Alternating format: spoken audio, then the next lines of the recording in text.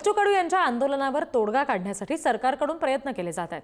मंत्री पंकज भोयर आणि आशिष जयस्वाल बच्चू कडू यांच्या भेटीला येणार आहेत। थोड्याच वेळात हे दोन्ही मंत्री कडूंशी चर्चा करतील। मंत्र्यांसोबतच्या चर्चेनंतर कडू आंदोलनाची पुढची भूमिका ठरवणार आहेत। शेतकऱ्यांशी संवाद साधून पुढचा निर्णय घेणार असल्याची माहिती बच्चू कडू यांनी दिली। बच्चू कडू यांनी बावनकुळे आणि महाजन या दोघांचीही फोनवरून चर्चा केली। कधी येते लवकर अर्धा एक तासात बोलावा।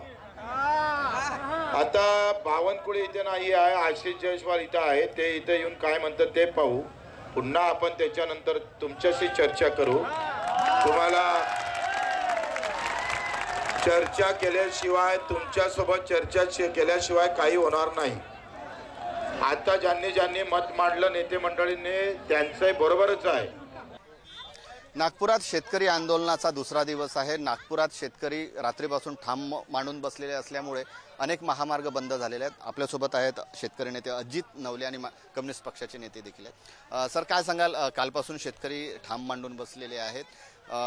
सरकार एक पाऊल पुढे आलेलं आहे। सरकारच्या मंत्र्यांनीही दोनदा चर्चा करण्यासाठी म्हणजे चर्चा देखील केलेली आहे। काल त्यांनी फोन करून चर्चेबाबत सांगितलेलं होतं, मात्र काल मोर्चा असताना चर्चा होऊ शकत नव्हती।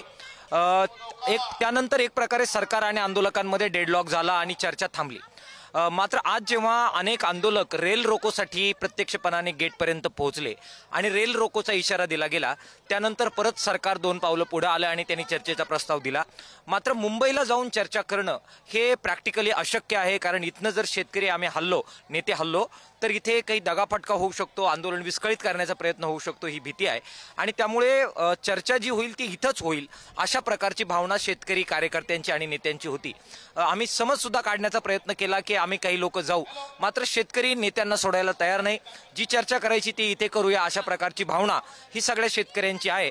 ती आम्ही ज्यावेळी मुख्यमंत्री आणि इतर सर्वांना कळवली, त्या पार्श्वभूमीवर आज 4 वाजता 2 मंत्री त्यांचे येत आहेत। चर्चेचा पहिला टप्पा आम्ही पुढे घेऊन जाऊ। आमच्या मागण्या ऑलरेडी सांगितलेल्या आहेत, परंतु त्यात काय मान्य करता येईल तर याबाबतची पहिली चर्चा आज 4 वाजता होईल। कॅमेरामन मंगेश अस्तफसह जितेंद्र शिंगाडे, पुढारी न्यूज, नागपूर।